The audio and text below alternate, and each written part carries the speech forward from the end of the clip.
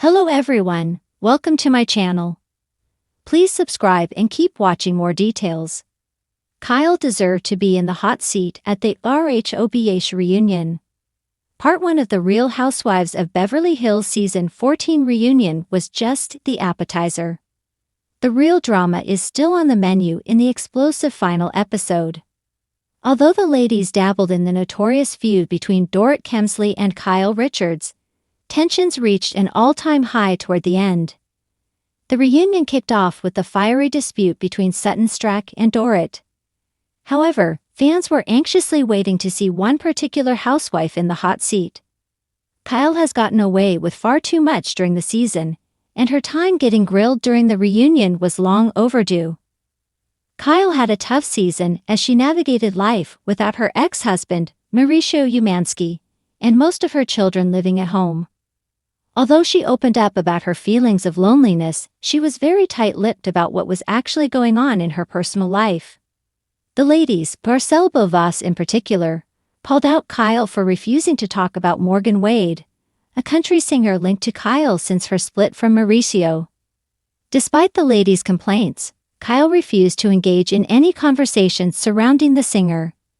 However, RHOBH producer and reunion host Andy Cohen finally flamed Kyle for her refusal to talk about Morgan, which was a long time coming, considering she's on a reality show where you're expected to open up about your life.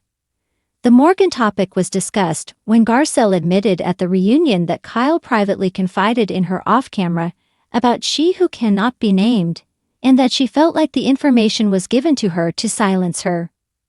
That's when Andy asked Kyle what she would say to all the viewers at home who are expecting her to open up about her life, considering she's on a reality show. Kyle insisted that she would not discuss topics that would hurt her daughters to appease the network or fans.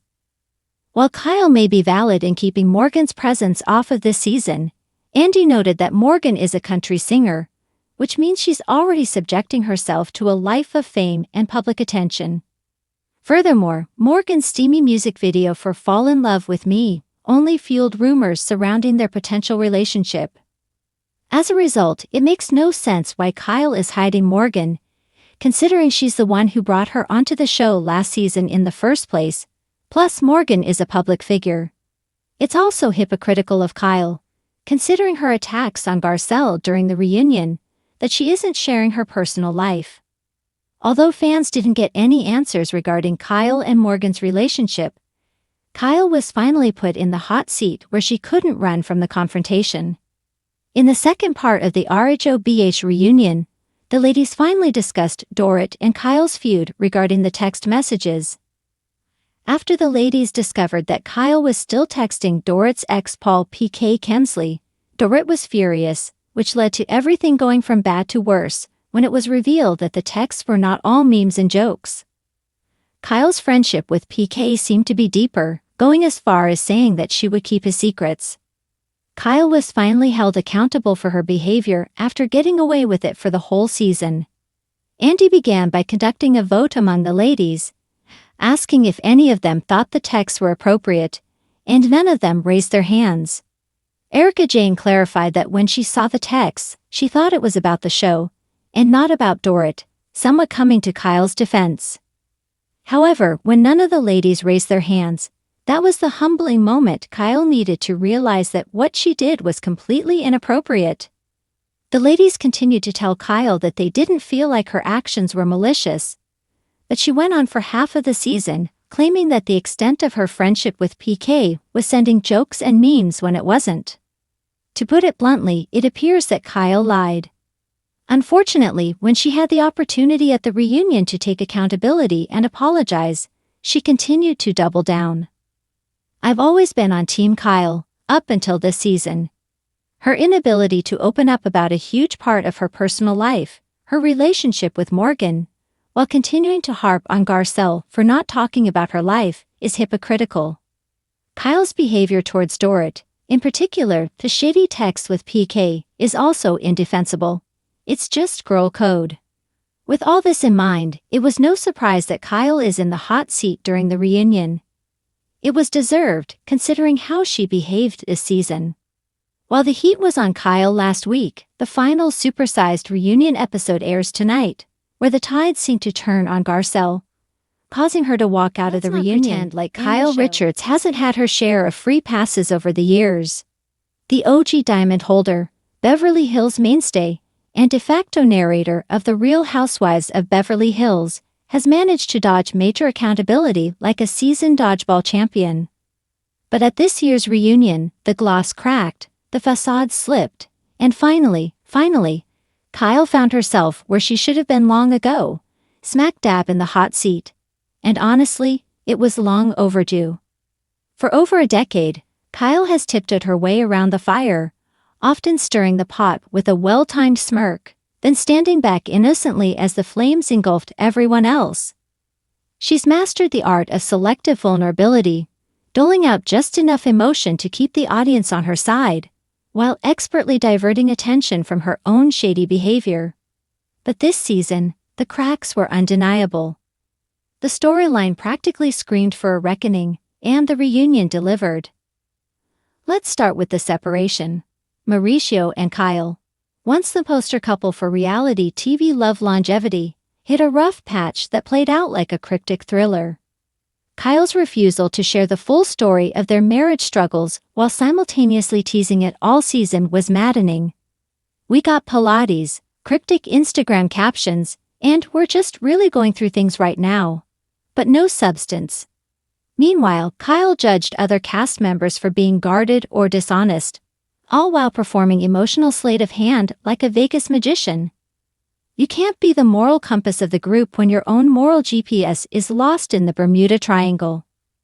At the reunion, when Andy Cohen finally turned the spotlight on Kyle's own accountability, it was like watching the prom queen finally get called to the principal's office. Her discomfort was palpable. But more importantly, it was necessary. For once, Kyle had to answer the questions that had been simmering all season. Questions she dodged with nervous laughter or deflected with concern for others' drama. Let's talk about Morgan Wade, the country-singing elephant in the room. Their close friendship set the internet ablaze with speculation, and while Kyle insists nothing is happening, her coy behavior, matching tattoos, and suspiciously camera-ready interactions said otherwise. Fans aren't naive, and neither is the rest of the cast. Kyle wanted to dip her toe into mysterious waters without being called out for making waves. The reunion brought the whispers into the open. Awkward, yes, but honest? Absolutely. And that honesty is exactly what Kyle's been dodging for seasons. Then there's the shifting alliances. Kyle has spent years sculpting her inner circle, playing peacekeeper one minute and subtle instigator the next. This season, her dynamic with Dorit fractured. She side-eyed Erica, distanced herself from Sutton, and openly clashed with Crystal. Her status as the unspoken glue of the group began to unravel. And yet she acted blindsided when called out. The reunion exposed her growing isolation, and it wasn't just because of marital woes. It was because Kyle stopped showing up authentically. Let's not forget how she treated Sutton. Kyle rolled her eyes at Sutton's anxiety, questioned her vulnerability, and made backhanded comments that dripped with passive aggression. For someone who prides herself on being emotionally intuitive, Kyle showed a surprising lack of empathy towards someone clearly struggling. The hot seat gave Sutton a rare chance to speak without being interrupted or belittled, and Kyle had to sit and listen. That's growth, for the show, at least. Now let's talk receipts. Kyle has held everyone else's feet to the fire when it came to transparency. She demanded Erica be honest about her legal woes. She pressed Lisa Vanderpump for not showing up to the reunion years ago. She grilled Denise Richards about that Brandy rumor like she was on Law and Order, Beverly Hills. But when it was her turn, suddenly it was too personal or still too fresh to talk about. That double standard was dragged into the light at the reunion, and not a moment too soon. And here's the thing, Kyle being in the hot seat wasn't about dragging her through the mud.